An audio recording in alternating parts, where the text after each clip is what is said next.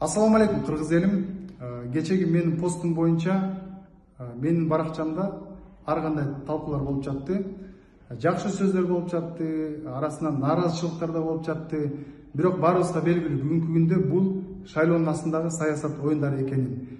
Ошол ар бир партиянын ичинде 100дөн 1000ге чейин ашык СММщиктер, СММ кызматкерлери иштейт. Алар кимдер жазатканын дагы мына өзүңүздөр күбө болуп жатасыздар. Биз бул оюндарга аралашкыбыз келбейт. Мен чыгармачыл адаммын, мен сиздердин уулуңуздармын, мен сиздер менен. Мен дагы жөн гана ырчы эмес, адам катары, жаран катары өз пикиримди, өз оюмду, өз тандоомду айттым.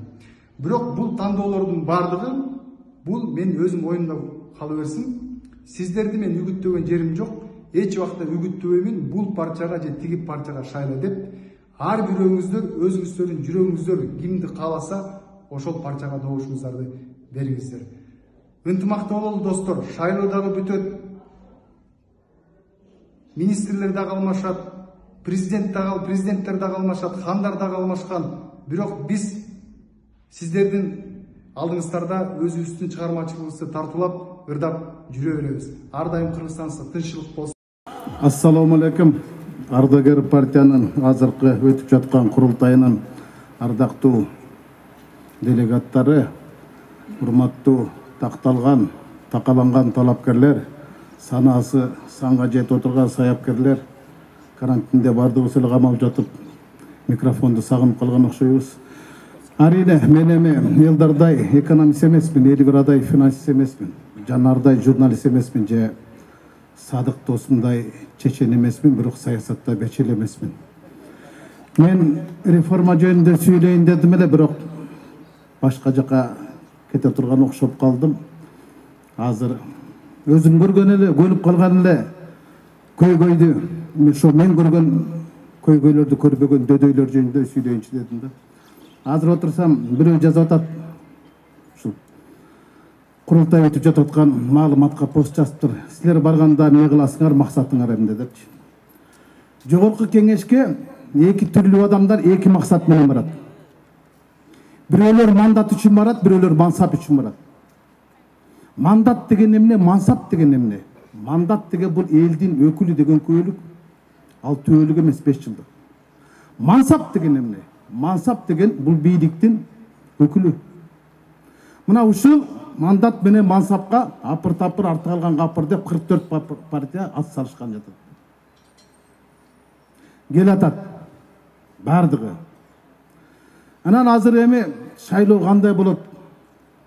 Элдин тандоосу кандай болот? Албетте.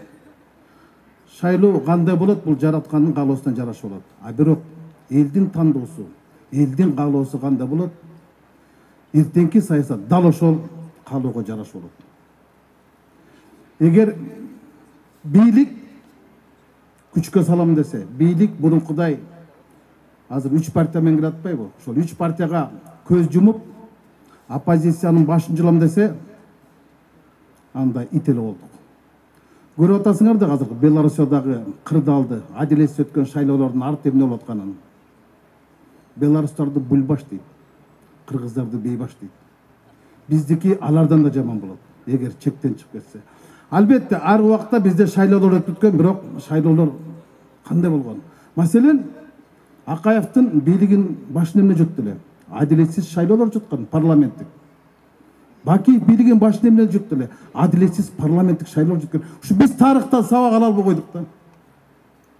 Мына азыр дагы бийлик 3 партия менен кылатат. 3 партия менен кылатат. Баягылар эле кылатат. Баягылар эле кылатат. Эмне үчүн бизде акыркы 6-акылыш парламентти ушунчалык деңгээлге жеттик. Бизге ат коюшту да чынтыкты. Эмне үчүн батыр банкрот болуп калдык, кадробуз капит болуп калды. Же кыргызча айтканда кайтыш болуп кетти.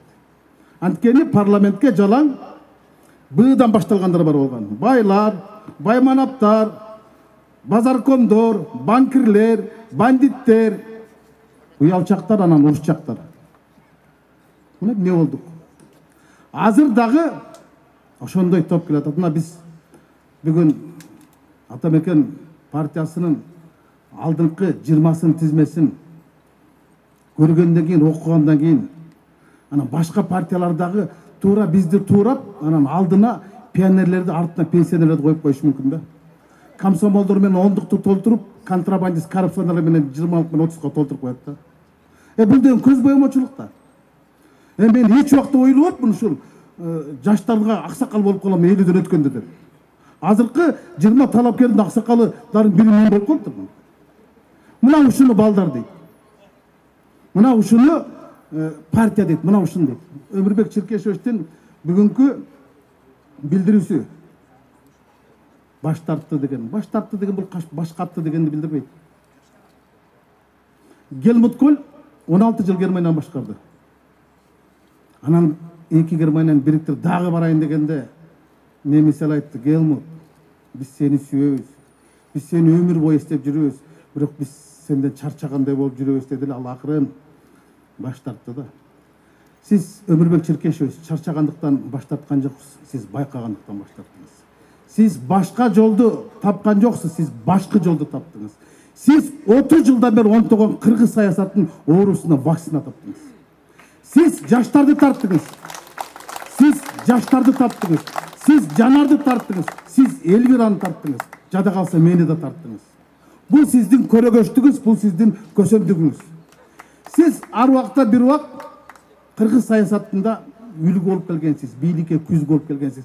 Бүгүн дагы ошол үлгүлүк, күзгүлүк сапатыңызды дагы бир жолу. Бул сиз кабыл алган чечим саясий чечим эмес. Бул тарыхый чечим.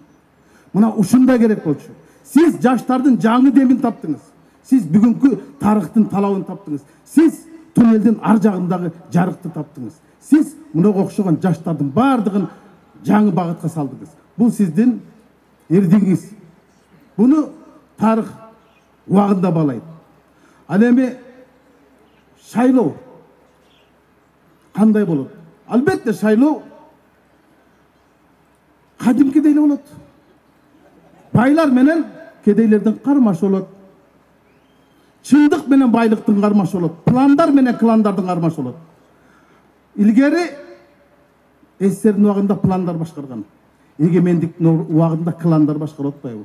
Ошол кланды сактап калабыз деген топтор дагы келип атат. Дагы сактап калып, 30 жылдан бери кландардан тажап биттик го. 30 жылдан бери ордубуздан жылган жокпуз. Бир реформалар артык иштеди. Кана? Анан бизде парламенттик башкаруу деп коебуз да, биз бирок парламенттин баш мыйзамда көрсөтүлгөн бир дагы бир нерсени аткарган жокпуз да. Бизде көз боемочулук да. Бизде кыргызча башкарып атпайбы? Бизде кокон хандыгынча башкарып атпайбы? Жана кыз кезинде баары жакшы, жаман кайдан чыгат деген талапкер кезинде баары татына кайда, тияк барганда эле ажыдар болуп кетет да.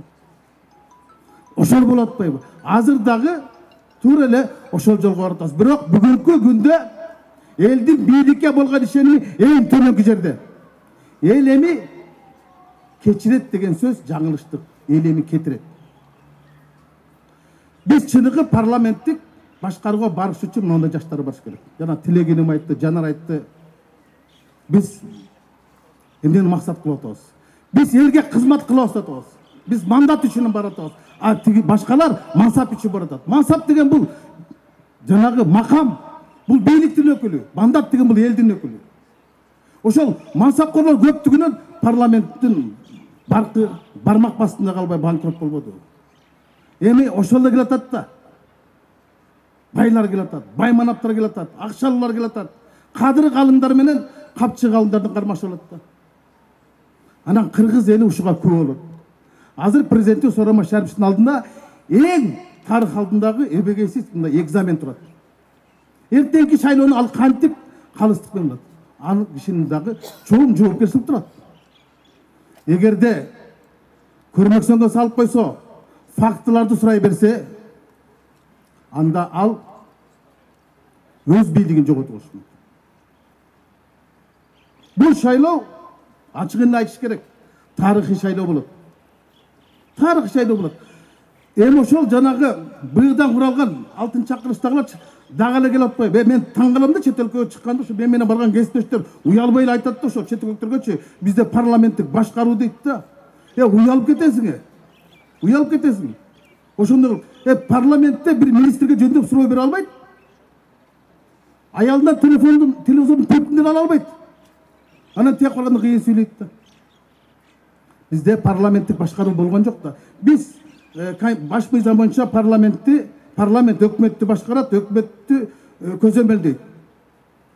Өкмөт күчтүү, парламент күчтүү болсо, өкмөт күчтүү болот, өкмөт күчтүү болсо, президент күчтүү, анан мамлекет күчтүү болот. А биз парламент өкмөттү көзөмөлдөдүкпү? Бизди президент аппараты көзөмөлдөбүппү? Мына билет долларым бар да, отурсуңар да. Парламентти аппарат президент көзөмөлдөйт, өкмөттү завод элдер көзөмөлдөйт. Анан каяктагы парламенттик башкаруу бизде? Мына ошол системада эмне үчүн Кокон хандыгында кыргыздар өнүп өскөн эмес, эмне үчүн бириге алган эмес? Ал кезде бай манаптар башкарган жерлерде. Азыр деле ушундай бай манаптар, кудагылар, жегжаттар башкарып атпайбы? Ошон үчүн ордубуздан 30 жылда бери жыла албай атпайбызбы? Мына жылдыра турган, кыла турган жаштар келатат. Мына ушулар барып, анан реформаларды ишке ашырат деген чоң үмүт бар. Мен эмне келе жанталаш баратып дейсиңер. Ошолор каптап кетпесин, өтө мына бай манаптарын. Алардын дагы эле келатат. Аларда пул көп. Эртең сатып алат. Сатып алгандар сатып жиберет. Сатышпадыбы? Сатышты. Bir президенттен экинчи президентке качты, андан үчүнчүсүнө качты, төртүнчүсү качты. Азыр деле келатат да. Жолборс терисин жамынган батырлар. Эми айта берсе сөз түгөнбөйт. Алдыдагы шайлоодо албан мен эмнеге ишенем? Мен элдин бүгүнкү жаңы демине ишенем. Мен жаштардын бүгүнкү демине ишенем. Булар барганда Кыргыздан Кыргыз мамлекети оңолот деген үмүт болот. Эми биз көрбөдүкпү? Мына жаңы эле айтып кетпедиби? Бизди деле айтып атпайбы, каякта жүрдүңөр депчи. Кыргызда сөз бар да, баш иштебесе буттун шору, башчы иштебесе журттун шору дейт. Бизде өкмөт башчыбыз иштедиби? Эсалууга кетип калып, андан ары отставкага кетип калбадыбы? А биз деле апыр-тапыр деп каникул кетип калбадыкпы? Эл менен тыштап койбодукпу? Бийлик эмне кылды? Эчтеке кылган жок. Мына бийликтин эл алдындагы жүзү. Аны жакшырган эмне? Өз элин өлүмгө түртүп коюп, өкмөт отуруп алды ошол жакта. Элге маска кийгиле дейт, а өздөрү болсо 200 киши өкмөт башчы менен коштошуп атат. Мына үлгү, мына күзгү. Калган сөздөрүм кийин агитация учурунда айтайын. Ийгилик каалайм, жеңишке жете турган жолуңар жакын болсун, аша турган ашуңар жапыс болсун.